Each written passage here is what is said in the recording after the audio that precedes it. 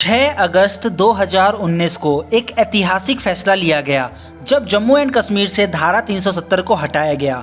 लेकिन तभी सदन में बैठे कुछ सांसदों ने गृह मंत्री अमित शाह से कुछ सवाल पूछा, जिसका जवाब गृह मंत्री ने कुछ इस अंदाज में दिया। इसलिए एग्रेसिव हूँ कि जम्मू एंड कश्मीर के पीएको को आप भारत का हिस्सा नहीं मानते हो क्या? एग्रेसिव ना हो, जान दे देंगे इसके लिए। क्या बात कर रहे हो आप? एग्रेसिव होने की क्या बात कर रहे हो? जान दे देंगे इसके लिए। बस इसी एक बात से हम सभी के मन में ये सवाल उठने लगे कि क्या सच में पीओके कभी भारत का हिस्सा हो सकता है क्या? चलिए जानते हैं पीओके का इतिहास और क्या भारत इसको कभी ले सकता है। लेकिन अगर आप हमारे चैनल पर पहली बार आए हैं तो चैनल को सब्सक्राइब करके बेल घंटी को दबा दें, इससे आने वाली वीडियो आप तक पहुंच जाएगी। तो चलिए फिर शुरू करते हैं। कश्मीर का मुद्दा भारत और पाकिस्तान के बीच हमेशा से ही चर्चाओं में रहा है और ख़ास तौर पर जब जम्मू और कश्मीर से आर्टिकल 370 समाप्त कर दिया गया। पाक अधिकृत कश्मीर पीओके मूल कश्मीर का वो भाग है जिस पर पाकिस्तान ने 1947 में हमला कर अधिकार कर लिया था। तब से अब तक इसे पाकिस्तान अधिकृत कश्मीर यानी पीओके के नाम से जाना जाता है।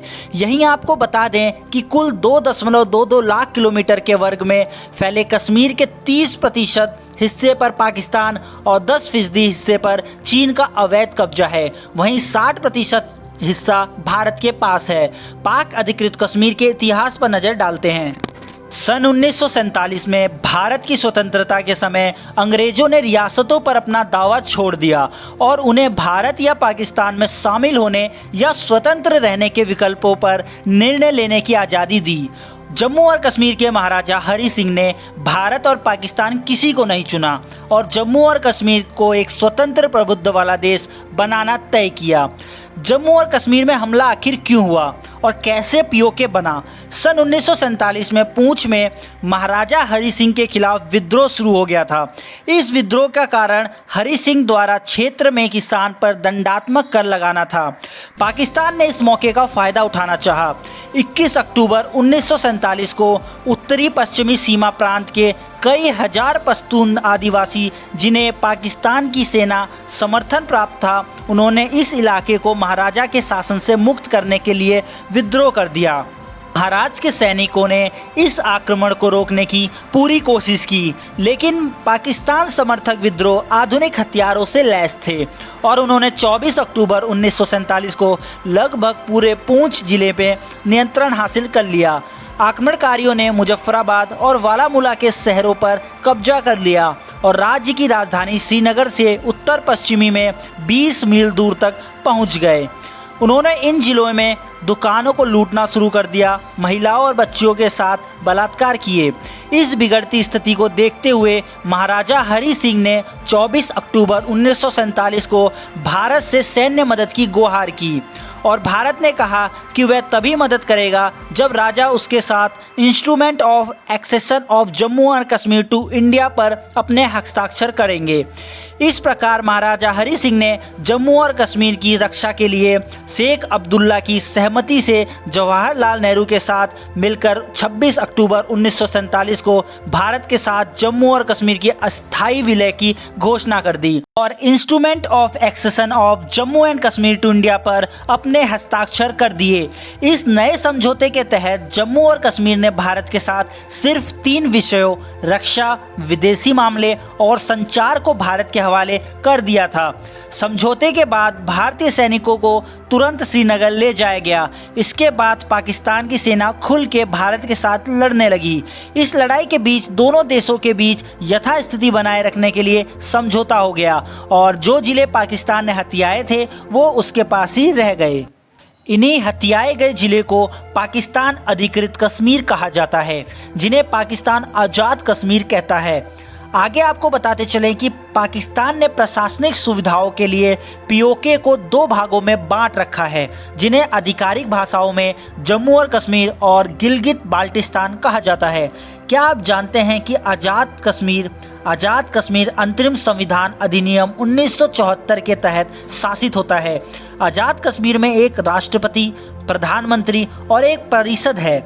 लेकिन शासी संरचना पूरी तरह शक्तिहीन है और पाकिस्तान सरकार के अधीन काम करती है। आइए अब जानते हैं कि पीओके के बारे में और इसमें कौन कौन से जिले आते हैं। पाक अधिकृत कश्मीर मूल कश्मीर का वह भाग है जिसकी सीमाएं पाकिस्तानी पंजाब, उत्तर पश्चिमी में अफगानिस्तान के वरवान, गलियारे से चीन के सिंजियांग क्षेत्र से और भारतीय कश्मीर से पूर्व में लगती है। यदि गिलगिट बाल्टिस्तान को हटा दिया जाए तो आज़ाद कश्मीर का क्षेत्रफल 13,300 वर्ग किलोमीटर भारतीय कश्मीर का लगभग 3 गुना पर फैला है और इसकी आबादी लगभग 40 लाख है। आज़ाद कश्मीर की राजधानी मुजफ्फराबाद है। इसमें 8 जिले, 19 तहसीलें और 182 संघीय काउंसिलें हैं। चलिए बात करते हैं कि क्या भारत सच में पीओके को कभी वापस ले सकता है क्या, और अगर हाँ तो कैसे भारत में पीओके शामिल हो सकता है। तो यहाँ पर कोई डाउट नहीं है कि अगर भारत आर्मी का सहारा लेती है तो पीओके भारत में शामिल हो सकता है, लेकिन ये डिसीजन गवर्नमेंट के लिए इतना आसान नहीं है क्योंकि दोनों ही देश परमाणु संपन्न देश हैं। तो इस हालातों में भारत नहीं चाहेगी कि एक और वॉर किया जाए। ये दोनों ही देशों की अर्थव्यवस्था के लिए भी एक खतरे की घंटी होगी।